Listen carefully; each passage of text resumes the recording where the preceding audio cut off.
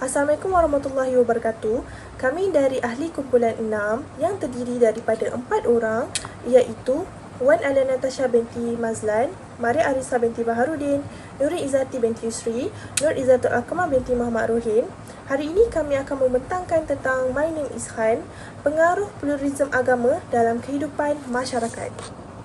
Assalamualaikum, nama saya Wan Alia Natasha binti Mazlan dengan nombor matrik 2022611796. Saya dari grup 6 akan menerangkan tentang pluralisme agama berdasarkan dari kisah cerita My Name is Khan.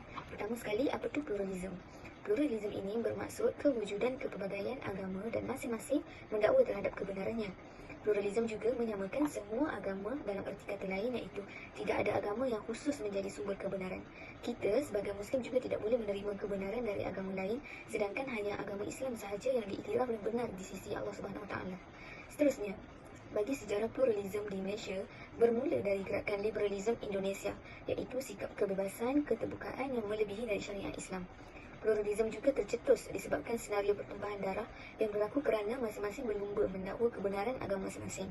Maka pemikir barat mendakwa bahawa pluralisme agama adalah jalan keluar yang terbaik bagi menangani sikap saling bermusuhan sesama masyarakat.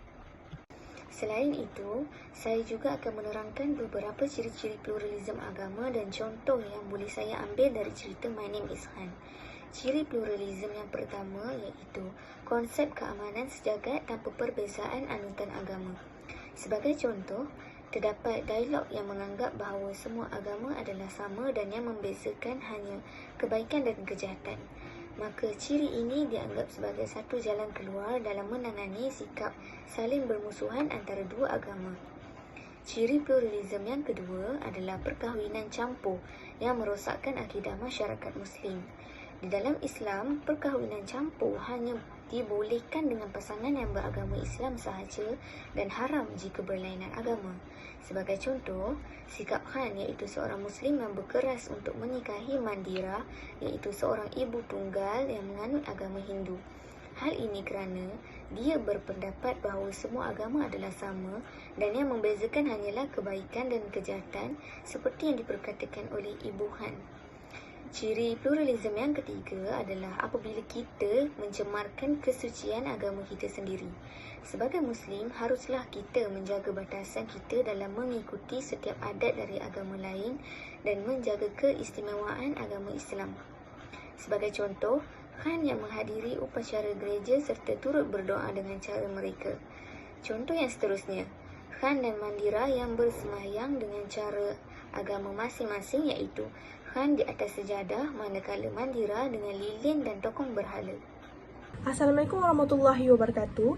Nama saya Nuri Izzati binti Yusri, nombor matrik saya 898632. Hari ini saya ingin membentangkan tentang faktor-faktor berlakunya pluralisme agama. Faktor pertama, faktor kehidupan sosial tanpa batas sama ada secara langsung maupun secara tidak langsung. Faktor kehidupan sosial tanpa batas sama ada secara langsung maupun secara tidak langsung telah menyumbang kepada alam penciptaan melintasi agama. Pencampuran dalam aktiviti secara terbuka seperti berpersatuan dan terlibat dengan aktiviti kemasyarakatan membuka ruang untuk mengenali antara satu sama lain dengan lebih mesra. Ini membuka ruang kepada pasangan yang berlatar belakangkan agama yang berbeza mengenali pasangan dengan lebih dekat. Maka ruang percintaan akan bermula berkembang dan agama sudah tidak menjadi ukuran dalam membuat pertimbangan. Seperti dalam filem My Name is Khan, ketika berada di Amerika, Rizwan Khan iaitu Shah Rukh Khan bertemu dengan perempuan bernama Mandira iaitu Kajol yang telah memiliki anak laki-laki dari pernikahan sebelumnya iaitu Samir. Rizwan lantas jatuh hati dan menikahi Mandira. Mereka pun hidup berbahagia tanpa mempedulikan tentang agama yang dianuti masing-masing. Faktor kedua, pengaruh media sosial seperti rancangan hiburan, seperti tayangan filem, artis dan penyanyi. Ini juga menyumbang kepada percintaan merentasi agama, minat kepada pelakon tertentu serta sering menjadikan artis sebagai pujaan hidup. Bagi mereka yang minat kepada golongan ini akan sentiasa mengikuti perkembangan hidup artis dan pelakon pujaan mereka. Maka gaya hidup artis dan pelakon pujaan mereka akan meresap secara tidak langsung dalam kehidupan. Penayangan filem-filem yang mempunyai unsur pluralisme agama merupakan salah satu sebab. yang akan mempengaruhi faktor penyebaran pluralism. Filem yang ditayangkan di pawagam maupun di televisyen adalah sebab utama berlakunya pluralism. Sebagai contoh, di dalam filem, perkahwinan campur di antara Shah Rukh Khan dan Mandira mengikuti ideologi pluralism agama yang menganggap semua agama adalah sama akan menjadi contoh dan ikutan kepada para peminat ekstrim mereka. Dengan itu, sensitiviti terhadap agama sudah tiada dan mudah menerima atas dasar cinta, tiada halangan untuk menjadikan agama sebagai ukuran benar atau salah. Faktor yang ketiga, penyebaran melalui tokoh-tokoh berfahaman liberalisme atau pluralisme. Penyebaran melalui tokoh-tokoh yang berfahaman liberalisme atau pluralisme antaranya ialah tokoh-tokoh dari luar negara dan juga dari Malaysia sendiri. Tokoh Malaysia antaranya ialah Datuk Seri Anwar Ibrahim yang telah menyampaikan ceramahnya yang bertajuk Religion Pluralism in a Divided World in London School of Economics, Muhammad Nakai Ahmad 2012, Ismail Mina Ahmad 2012, Muhammad Uthman Al-Muhammadi 2012. Tokoh-tokoh luar yang dijemput ke Malaysia antaranya ialah Irsyad Manji yang telah melancarkan bukunya Allah, Liberty and Love 2011 di Dewan Perhimpunan Cina Selangor dan Kuala Lumpur pada 2016. Sebagai contoh, dalam filem My Name is Khan, pelakon-pelakon yang mempunyai ramai peminat akan menyebabkan peminat mereka meniru contoh dan adegan yang terdapat dalam filem ini. Penyebaran ini akan terjadi disebabkan mereka mempunyai pengaruh dan peminat dari seluruh negara. Hal ini boleh mendatangkan kesan yang negatif bagi agama Islam di seluruh dunia, bukan sahaja di Malaysia. Filem memberikan pengaruh yang besar kepada jiwa manusia. Assalamualaikum, nama saya Mara Arisa binti Nurdin. Saya akan membentangkan kesan-kesan berlakunya pluralisme agama. Kesan yang pertama ialah kesan kepada individu, kesan yang kedua adalah kesan kepada masyarakat dan kesan yang terakhir adalah kesan kepada negara dari segi politik. Kesan yang paling ketara kepada seseorang individu ialah terpesong akidahnya. Hal ini tidak berlaku secara langsung tetapi akan terjadi sedikit demi sedikit. Akhlaknya juga akan tergadai dengan begitu sahaja dan juga boleh mengakibatkan berlakunya murtad, yakni keluar daripada Islam.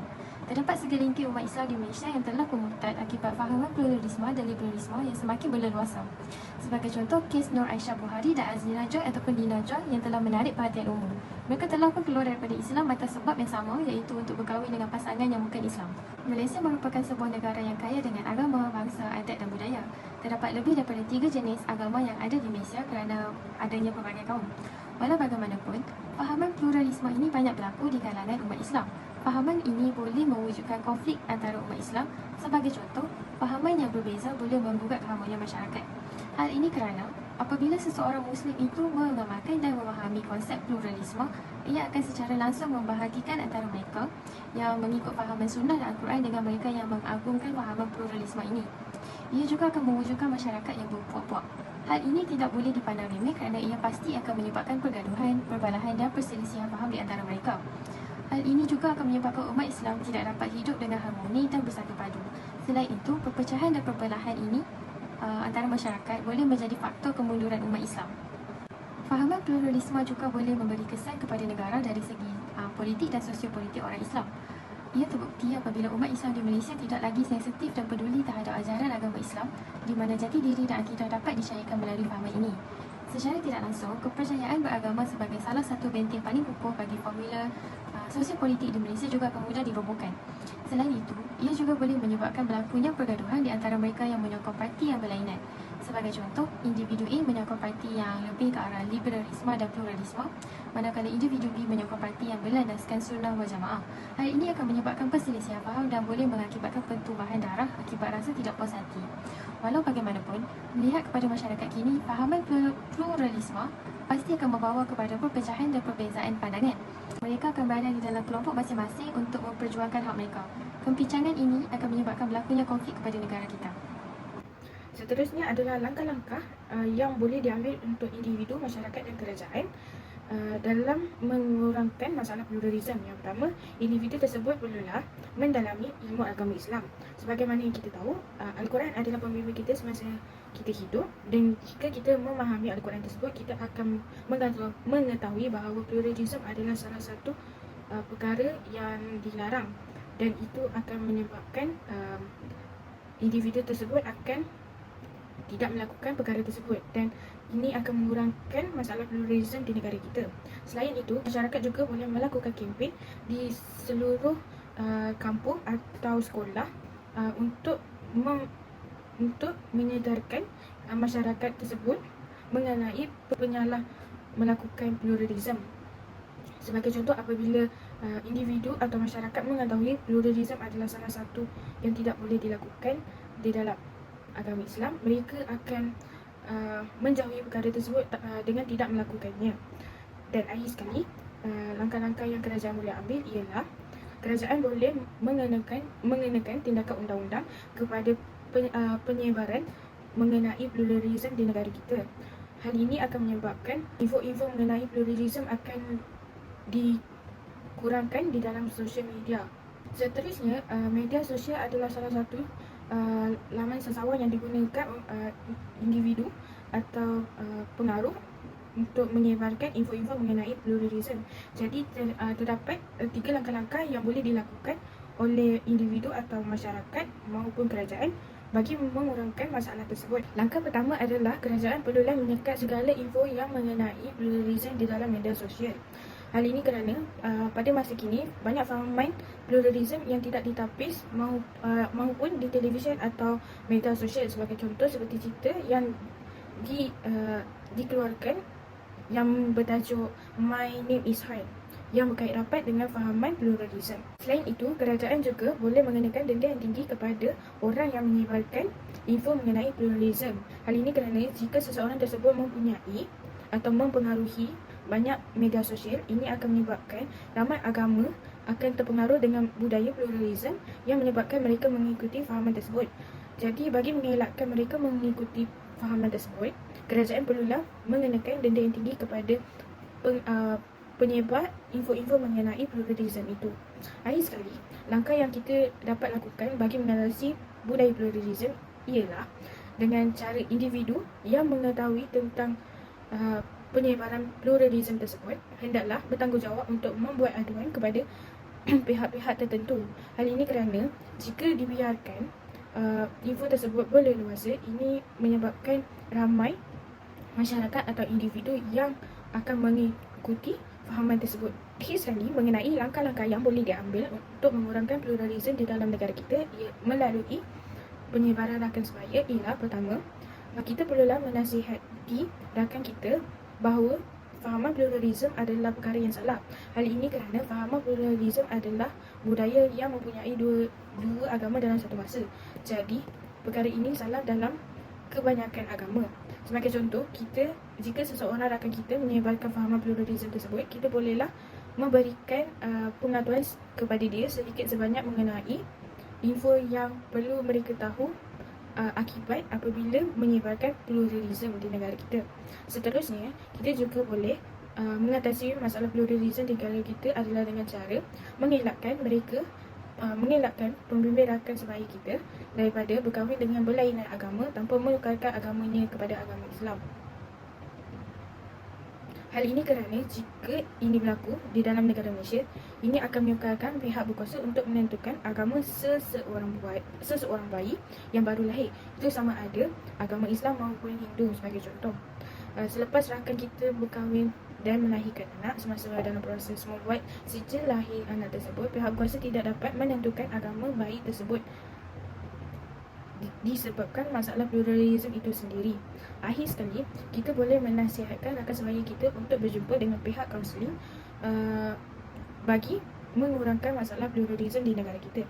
Ini adalah kerana jika rakan sebaya kita mendapatkan nasihat daripada pihak kaunseling, ini membantu mereka untuk menukarkan persepsi mereka mengenai pluralism tersebut.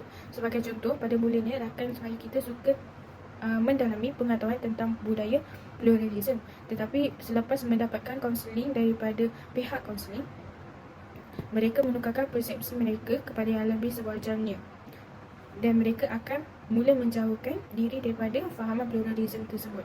Dengan ini dapat disimpulkan bahawa Islam adalah sebuah agama yang universal, penuh toleransi dan amat menerima hakikat kepelbagaian agama atau pluraliti di muka bumi ini. Namun demikian, ia bukan bermaksud Islam menyeru kepada kesamarataan agama seperti yang dipercayai dalam ajaran dan fahaman pluralisme, kerana hanya agama Islam yang diiktiraf di sisi Allah SWT.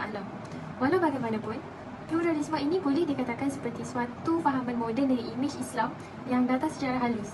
Akibatnya, nilai-nilai murni yang diajarkan di dalam agama Islam seperti bertolak ansur dan hormat menghormati antara satu sama lain akan terhakis di dalam diri seseorang Islam itu disebabkan fahaman ini yang mencampur adukkan pelbagai agama dalam satu fahaman. Oleh itu, kita mestilah terus bersemangat untuk berusaha menangani isu ini daripada menjadi lebih teruk.